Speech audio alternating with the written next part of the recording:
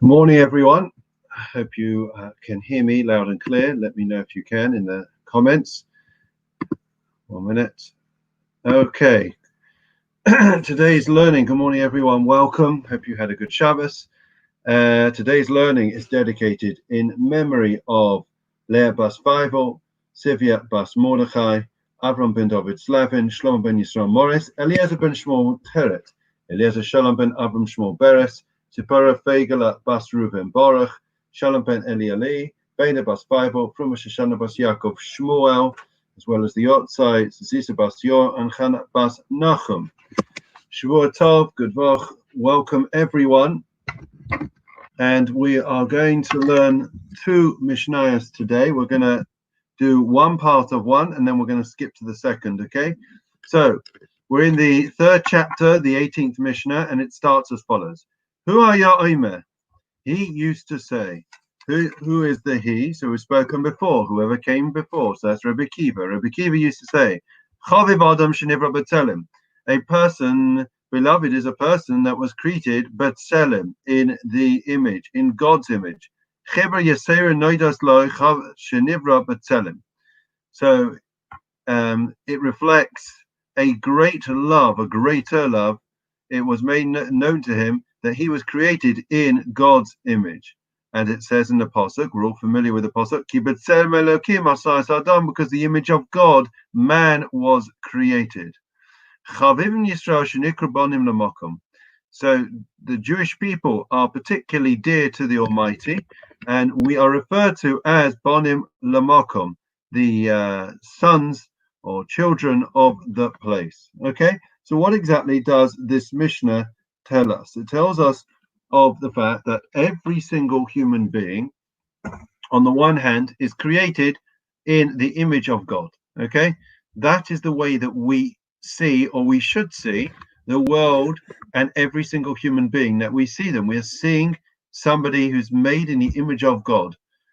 And on the other hand, it is important to bear in mind that as a consequence of Sinai and the special responsibility and role that the Jewish people took on, we have a slightly different relationship because we have different responsibilities. That is what that Mishnah, in essence, is saying. So I think it is important. I don't think we always, I think many groups are guilty of this, but it's an important concept for us to bear in mind.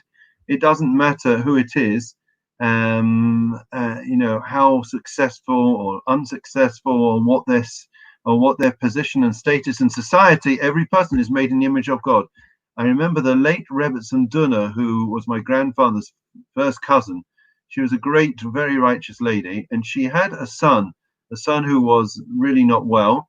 And she said when he was a child, what a privilege she saw it that the Almighty chose to give their family this special neshama, this special soul, because she could see the godliness in it. And, be it Down syndrome, be it with special needs, whatever the situation, right, we should see every person as being created in the image of God. And I think that's a really, really a great challenge to all of us sometimes in the way that we view and see the world and the other people. The next statement, Hakot Sofoi Barashus Nasuna. We come now to one of the great, the great quandaries, the great challenges in terms of Jewish philosophy. Hakot Sofoi Barashus Nasuna. Everything is foreseen, Barashus Nasuna. Yet we have free will, freedom of choice. V'tuv ha'olam nodon, and the world is judged with goodness. V'akol lefi rov hamasa, and everything depends on the abundance of good deeds. So we are going to scratch the surface. There are some phenomenal lectures. I would say that this is Rabbi Kiva Tatz's specialty. He's written a whole book about it, free will for knowledge, and well worth certainly looking online afterwards. He does it best. But let me just share with you a bit of an overview of this topic, and we can understand it from the perspective of Maimonides and others. So let's start out.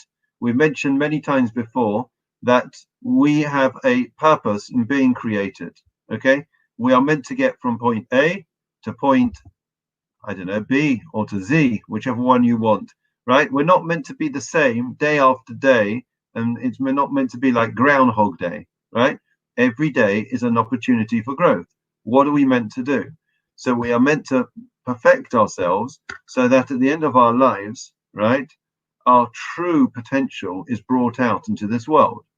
And in order for us to do that, therefore, we ourselves have responsibility for our actions, for our every action. Okay, so we wake up and we have a choice: do we hit the alarm or do we get out of bed? Right? Are we going to listen and study Torah, study the ethics of the fathers, or not? And throughout our day, of the day, we have choices to make. Right? Now, if we make the right choices, then we are rewarded. If we make the wrong choices, then we suffer the consequences. It doesn't mean, of course, we are talking about in the next world, in the world to come. Okay, so let's just start with that overview. So again, what we are saying is that mankind, and let's take the Jewish people in particular, are given commands. We are given free will, the ability to choose between good and bad, between evil, right, and goodness. Now, having said that, right, on the other hand, the Almighty, right, didn't create this world and then just throw the keys into the air and say to Adam and Eve or mankind, here you go, have a ball. I'll see you, at the end of it, at the end of the world. That's not what happened. We believe that the Almighty is intimately involved in every aspect and facet of creation.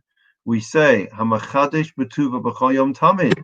God is constantly creating, keeping this world going, and therefore He is involved in our lives. And we have another, I think, axiomatic principle in Judaism, and that is that God is omniscient. God is omnipotent, omnipresent. He knows, right? Omniscient being that He knows past, present, and future. It's not that He was in the past. It's not that He's sitting at the end of time, right? He's beyond time in a sense. And therefore, every single thing that happens in the world, God knows before it happens. Now we have a dilemma. Very simply, let's keep it simple for today and we can make it more complicated tomorrow. If God knows the outcomes before they take place, how can I have free will? How can you today have free will, right?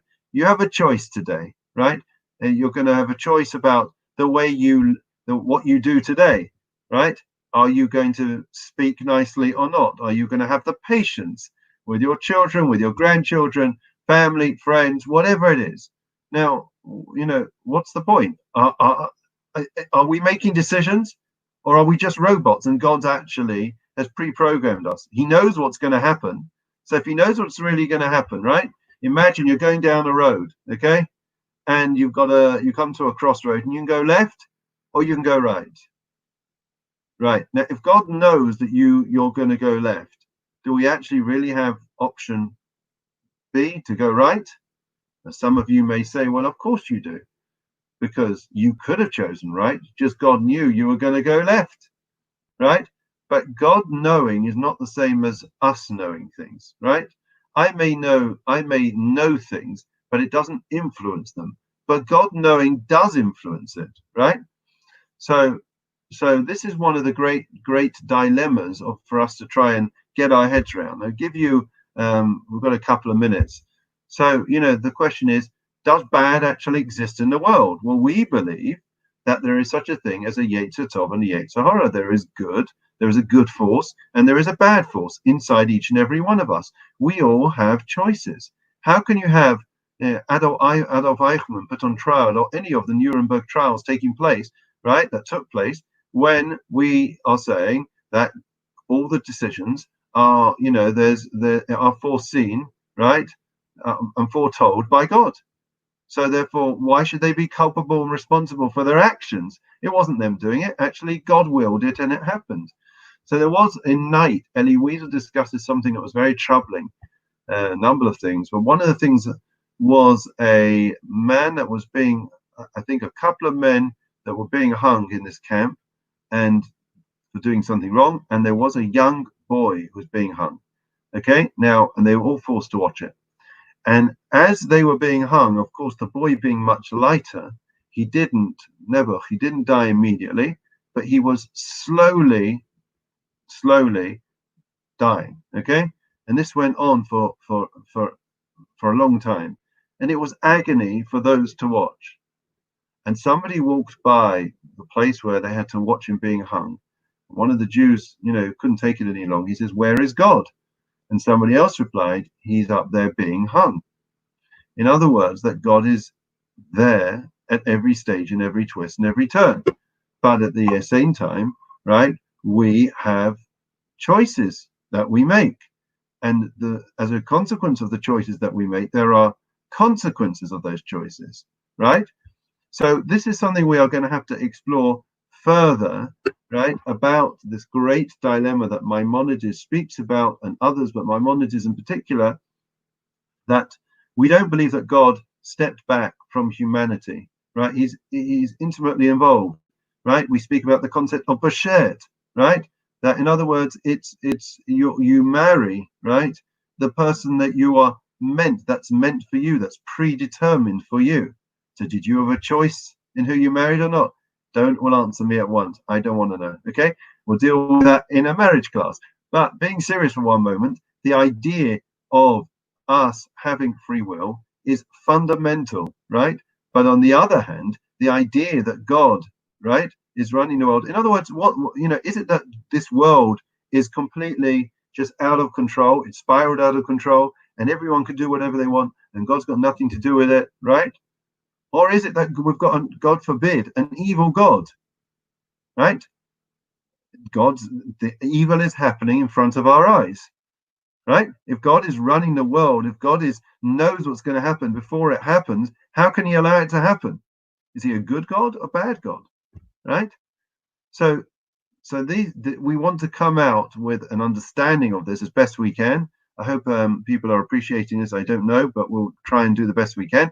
And I think it will empower us to understand and appreciate when things go right and when things go wrong, and where we have to hold our hands up and feel a sense of responsibility, and when we don't. And we'll continue this, please God, tomorrow. Okay, so we're a bit late now. So let's try and go through. If I can find my sheets. If I can find my sheets. Okay, we'll do the memorial before I find the sheets. So, memorial for departed relatives. El Malay Rachamim Sheikhin Ban Roimi Mamasim Nuchanochana Alkan Peshkin Amalos Kedoshim Matorim Kazarki Mazim Es Nishmas Lebas Vivot Severe Bas Mordechai Avram ben Novis Levin Shalom ben Israel Morris Eliezer Shmuel ben Shmuel Teret Eliezer Shalom ben Avram Shmuel ben Sipora Fegel Bas Reuven Baruch Shalom ben Elieli ben Bas Vivot from Shoshana Bas Yaakov Shmuel Zisa Bas Yoel Chana Bas Nachum Shalchul Yalamam Vegan Aiden Taimunu Chosam Lachin Balarachamim Yasti Rain Vesesa Kanapavli Alamim Vitsobas Chaim Seshmo Samadina Inaklasam Viachnuchu Bishlamish Gavam and Amar Amen. Wish long life to all those that would be saying Kaddish today. Misha Beirach for all those who are unwell. Misha Beirach of Sin Robinson Yaakov Moshe Aaron David Shlomo Garech Rebbe Zocholim. Bavush anu mispalim bavuram bezvazar kadosh baruch hu malei rachim aleihem lachmon lefasam yishlach lem pushlim nishmaim lachol ben besoch shacho Yisrael refuas hanefesh v'usakuf Hashem agus makarev and amar amen. We wish a good morning to David, Eitan, Powell, Caroline, Andrea, Simon, Rachel, Neil, Michelle, Estelle, and all of those others that are watching us this morning. It's wonderful to see so many people bright and up and early to learn and to study. Hope you have a great day, and we're looking forward to more fantastic events. We've got Stand With Us, and we've got Simon Weston, not to be missed. Certainly one for me, a highlight. I spoke to him on Friday, did a little prep with Simon Weston, the Falklands hero, and it should be a fantastic Wednesday interview and speech. Somebody just reminded me, Psalm 23. Let me just see if I can find it. I did have it here, and it has gone. Okay. 1 second. That's so weird. Okay, it's gone. I'll try and do it off by heart. Okay. The Lord is my shepherd, I shall not want. He makes me lie down in green pastures. He leads me beside still waters. He leads me in the paths of righteousness. Even when I walk in the valley of darkness, I will fear no evil, for you are with me. The Lord is my staff. He gives me comfort. And the rest of it I've forgotten, so I'll do it in Hebrew. Mizmor leDavid, Adonai ro'i lo echza, binos desha yaviteni, amei menuchos yanheni. Gam ge'elech begerta mavis lo irora ki ata imadi. Shivtecha mishantecha hema yenachmuni, tarak lefanu shocha neged sarai, dishanda b'shemen roshi kosi ravaya. Ach tova chesed yudafuni ko yemei chayai, v'shavti beveis Adonai la'orech yomim. We will find I don't know where she's walked off with it, my little daughter, but we will find the Psalm 23 for tomorrow. In the meantime, thank you for the reminder, Rachel. Have a great day. Look forward to seeing you in the course of the week.